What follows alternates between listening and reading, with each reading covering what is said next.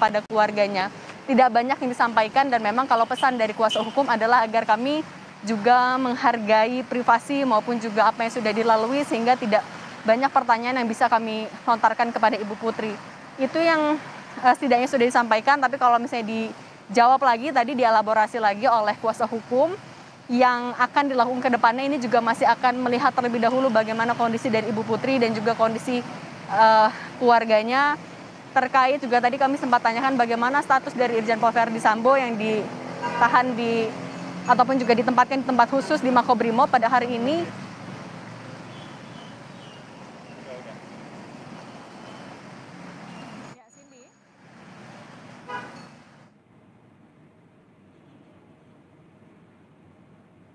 Cindy, ada informasi terbaru apa terkait dengan pemeriksaan Irjen Verdi Sambo dengan sejumlah perwira polisi lainnya di Makobrimob, Cindy? Ya, Livi, kalau sejauh ini yang disampaikan oleh Kadif Humas Polri yang diagendakan pada hari ini diperiksa di Makobrimob baru Irjen Pol Verdi Sambo saja. Sementara kalau untuk beberapa yang lainnya, anggota polisi yang juga ditempatkan di tempat khusus, juga tentunya akan tetap dilakukan pemeriksaan. Tapi kalau misalnya kita fokus kepada Irjen Pol Verdi Sambo, ini adalah dugaan pelanggaran prosedur, dugaan ketidakprofesionalan, termasuk juga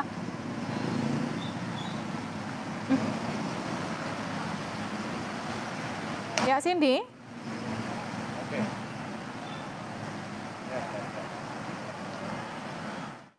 Saya Putri bersama anak-anak. Saya mempercayai dan tulus mencintai suami saya. Saya mohon doa agar kami sekeluarga dapat menjalani masa yang sulit ini.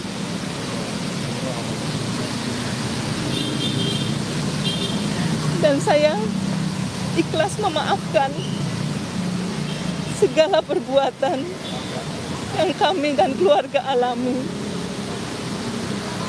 Cukup ya teman-temannya. Terima kasih ya. Mohon maaf ya. Cukup ya.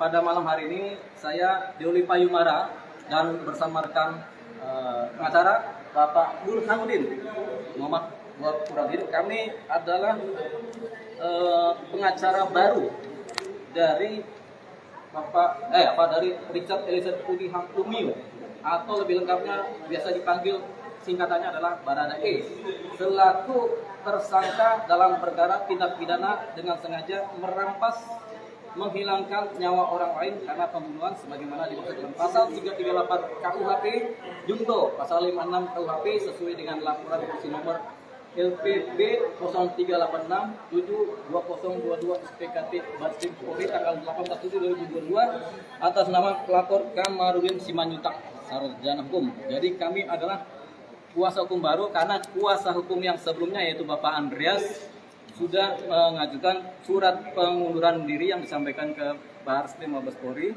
dan sudah diterima.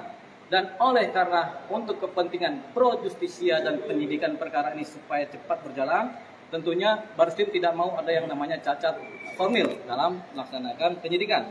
Sehingga kami ditunjuk secara langsung oleh Barskrim untuk bisa mendampingi saudara Richard Eliezer Pudihang Lumiu sebagai kuasa hukum yang bersangkutan. Tapi tentu saja kami tidak serta-merta menjadi kuasa hukum. Tentunya kami bertemu dengan yang bersangkutan juga, kami bicara dari hati ke hati, kami bicara semuanya sehingga kemudian kami menjadi jelas. Dan beliau, yaitu Richard Eliezer Pudihang Lumiu atau yang biasa disebut sebagai Baradae, bersedia mengangkat kami menjadi kuasa hukum yang baru untuk kepentingan penyidikan dan proses hukum selanjutnya.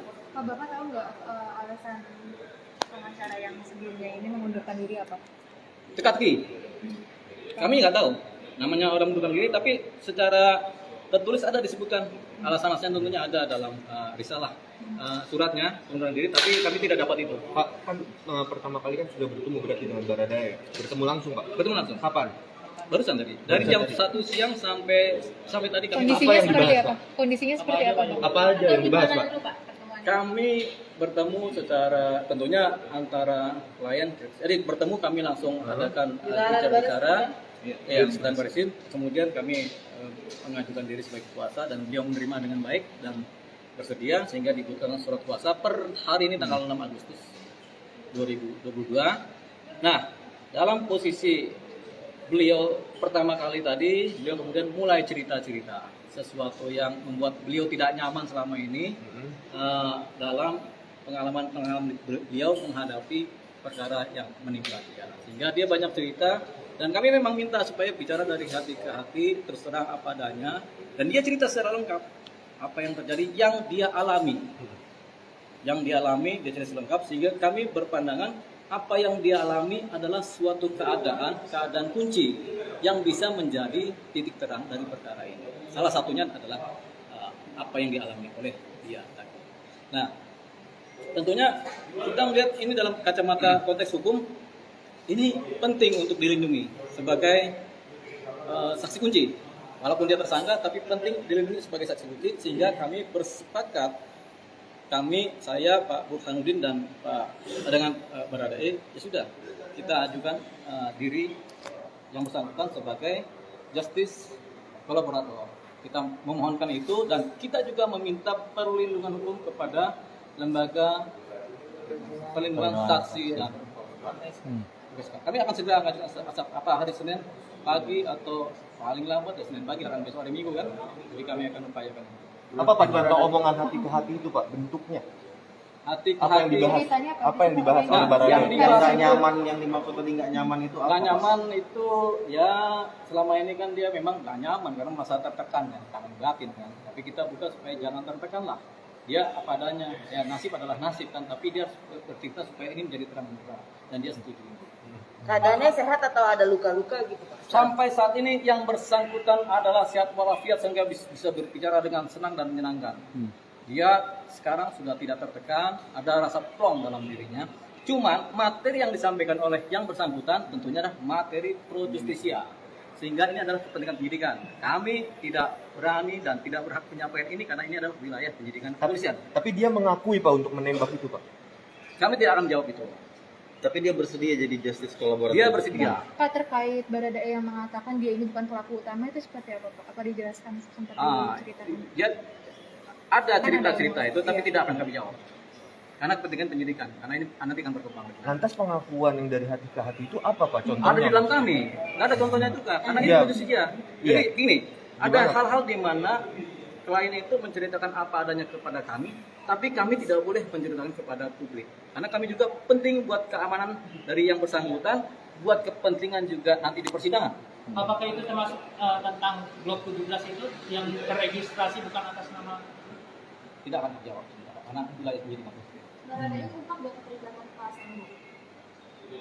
Tidak akan kami jawab juga, masih dalam proses penyelidikan. Untuk karena tertekan itu apakah dapat pendamping dari psikolog atau bagaimana? Tentunya itu, karena kalau di LPSK tentu ada psikolog, ada psikiater, ada ahli hukum, ada macam-macam, ada pengamanan juga. Jadi kita harapkan ke sana, LPSK sampai di sana tentunya perlindungan hukum dari pertama. Tapi sebelumnya Pak sempat meragukan juga, apakah layak dapat perlindungan? Nah, sekarang bagaimana? Itu kan dari LPSK meragukan. Ya kami tetap aja mengajukan, karena kami tahu, kami akan cerita kepada LPSK apa yang terjadi secara pro justisia juga kan.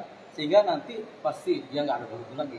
Pak, dia ikhlas nggak Pak disangkakan dengan pasal 3 itu Pak, yang pasal pembunuhan, ikhlas nggak Pak kalau dari dia? Ikhlas nggak ikhlas? Ikhlas nggak ikhlas? Nah, sama-sama kan? Ikhlas nggak ikhlas? Ya itu yang kami dapat. Ikhlas nggak ikhlas? Ikhlas nggak ikhlas? Tapi status tersangka itu kok bisa ke LPSK Pak?